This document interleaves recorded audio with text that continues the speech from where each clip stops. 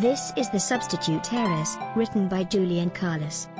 Digitally narrated and produced by Mintandromance Books. Chapter 1. Portsmouth, England. April 1817. "Now that I'm alone I don't know what I'll do," Miss Arabella Ashcombe said fretfully.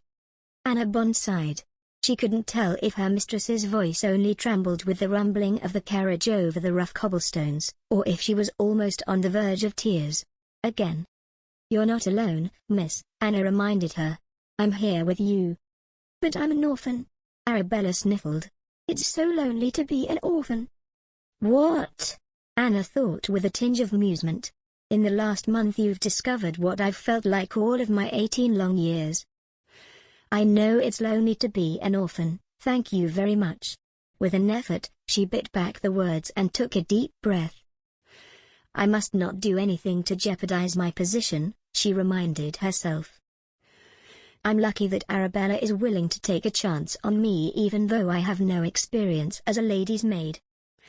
I have nowhere else to go, and I won't, go back to the foundling home."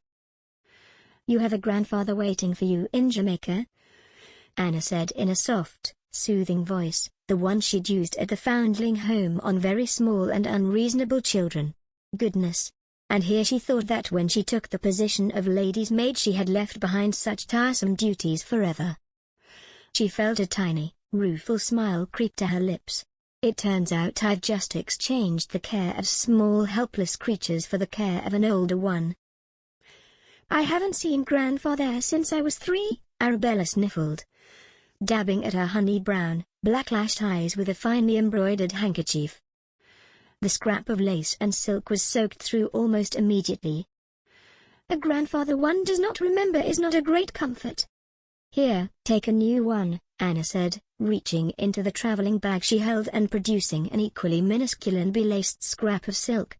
"Of course I know I have no choice," Arabella continued. "When the letter came from grandfather, I thought I could never go so far away from England. I told mother so before she... Arabella paused again to dab her eyes.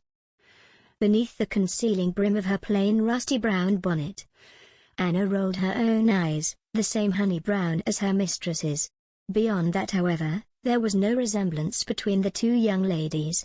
Anna was tall, with a graceful, athletic build and unruly mousy brown curls, while Arabella was small and blonde, with the delicate frame and pink and white complexion of a china doll. "But mother had been ill for so long, and the money dried up. So when grandfather wrote me such a friendly invitation, even though he'd never paid us any mind since father died..." Arabella trailed off miserably. "It must have been very hard for you." Anna said the words automatically. Of course, the girl had just lost her mother, sold her childhood home, and let all her lifelong servants go, but really, she had been talking about nothing else for the whole fortnight that Anna had been employed by her. It was a never-ending circle of conversation. Her mother's long illness, her grandfather's letter, the anxieties of the prospective trip, her rather wild-sounding and now long-dead father, which brought everything back to her mother again. Is this what the whole voyage to Jamaica will be like? Maybe Arabella will be seasick and confined to her bed, Anna thought hopefully. Suddenly Anna sat up straighter. "Miss," she said, "I think we've arrived. See the ships?" Arabella timidly peered out the carriage window. "Ooh," she said faintly, and Anna thought she looked a little green already. Was she really going to be seasick simply by looking at the ship they'd call their home for the next several weeks? The carriage halted and the two young ladies alighted, Arabella clutching her delicate embroidered reticule, and Anna holding a larger, more practical bag stocked with all the necessities her mistress might need. The coachman put their trunks beside them, 3 trunks of Arabella's and one small wooden crate that contained all of Anna's few possessions, and tipped his hat. "There you be, miss," he said, and drove off. The two girls stood alone on the cobbled street, looking about them in uncertainty. Busy sailors and untidy women worked up and down the docks, while seagulls shrieked derisively overhead. The whole place stank of fish, and seaweed, and tar.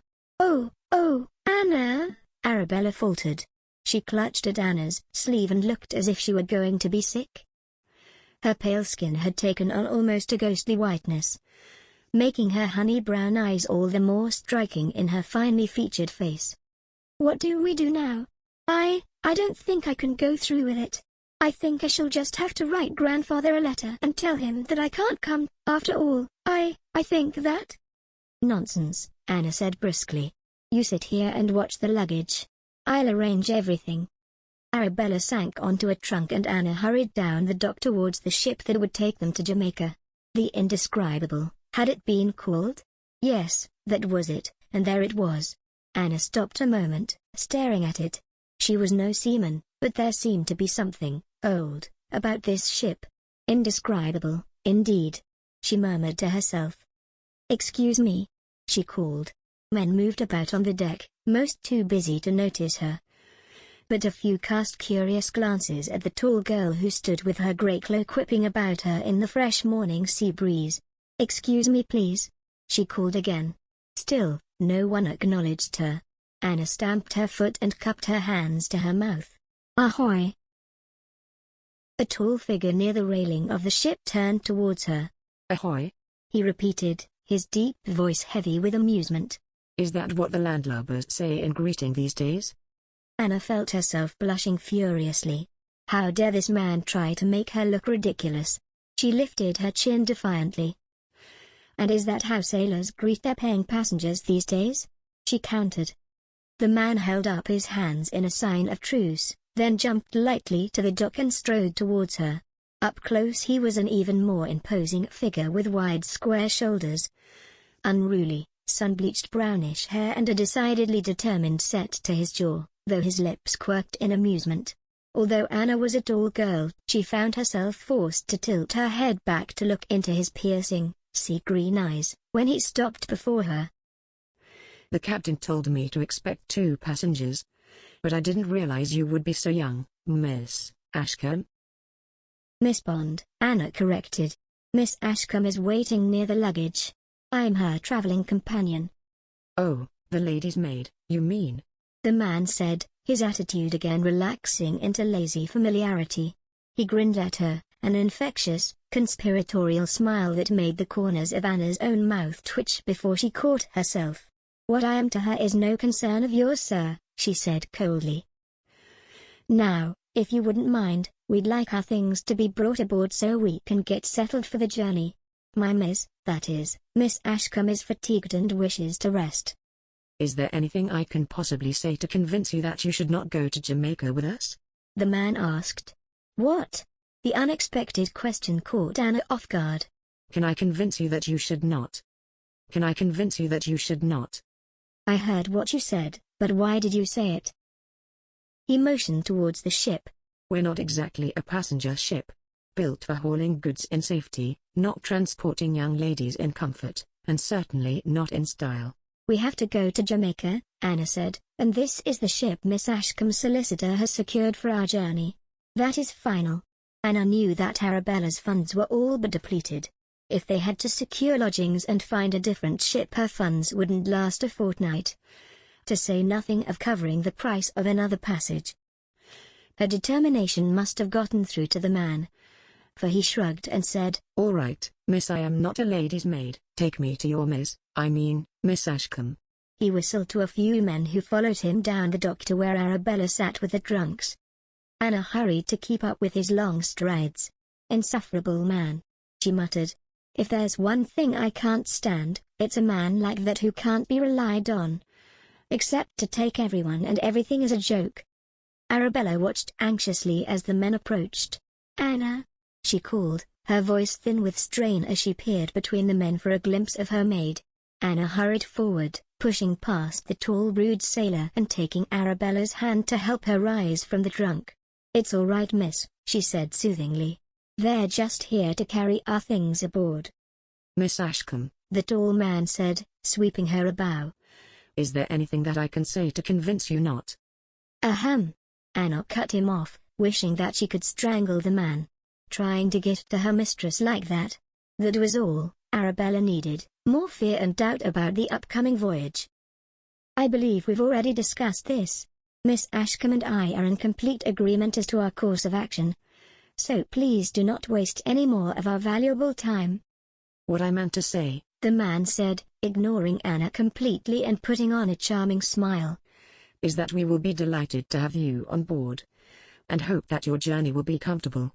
Oh, I hope so too, Arabella said fervently. But I do not believe it will be. Even the sight of the sea is enough to make me feel giddy and ill. She shivered, but then remembered her manners and gave the man a polite smile. But I do thank you for your welcome. She timidly motioned towards the trunks. If you will be so good, these are my things. And mine, thought Hannah, though that tiny crate is almost lost behind the great, brass-hinged trunks of Arabella's. The sailors stacked 2 of the trunks on top of each other and heaved it between them by the leather handles. The tall man easily swung the 3rd trunk up onto his shoulder, then looked at Anna with a gleam in his eye. And is this, trunk, the property of the traveling companion? Yes, Anna answered stiffly. Odious man. He effortlessly perched her crate on his other shoulder and walked toward the ship with easy swinging steps. Oh, Anna, Arabella said breathlessly, I'm so frightened now that we're here, I don't think I can. Come on, Anna interrupted, taking Arabella by the arm and steering her briskly toward the gangplank where the 2 sailors were now hauling the chests to the deck.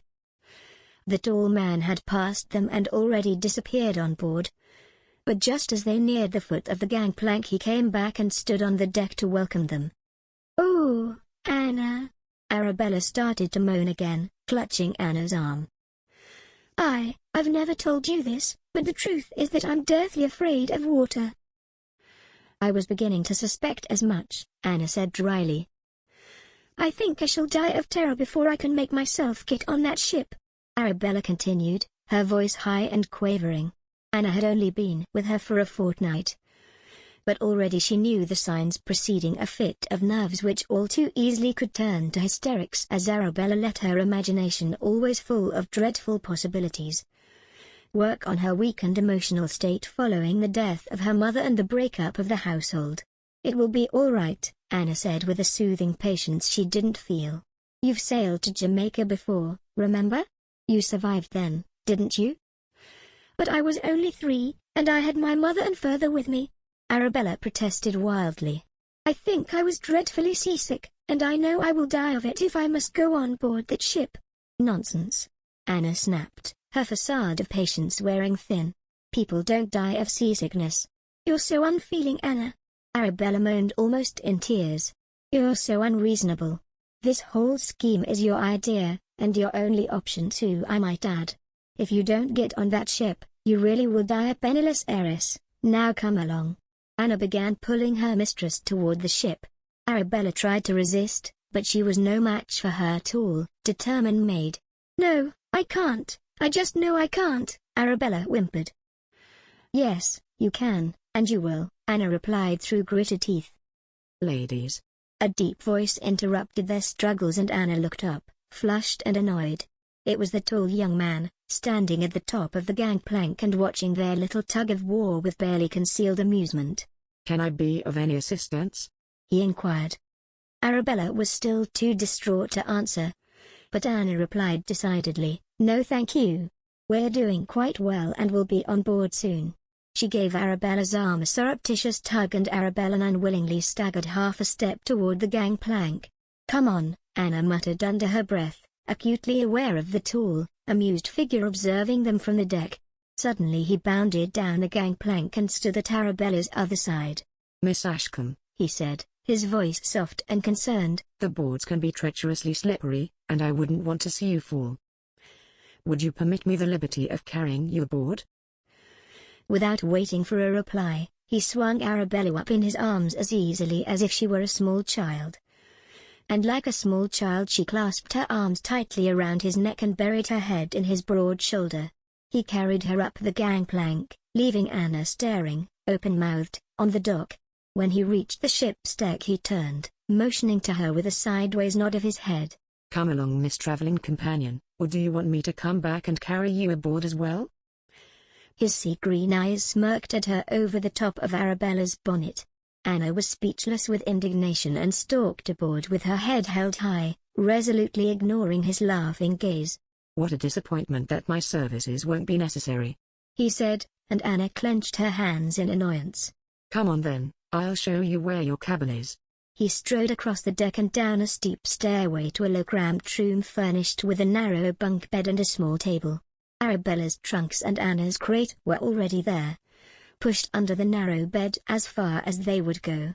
Anna was sure their sharp corners would bruise her shins and ankles at every opportunity. Arabella still clutched the man's neck. She hadn't opened her eyes or loosened her grip even once since being brought aboard the ship.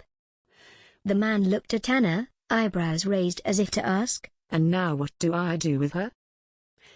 "I think you had better lie down until you feel more yourself, miss," Anna said, motioning the man toward the lower bunk bed. Arabella gave a muffled moan as he set her down and instantly curled into a miserable ball on the hard mattress.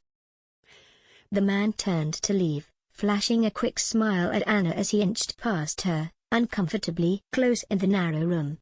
"I'll leave you to settle in now, but if you need anything more just ask for the first mate, Mr. Haywood." "Thank you," Anna said grudgingly. "When are the other passengers expected aboard?" "Other passengers?" he asked blankly. "I told you, we're not a passenger ship. It's only you."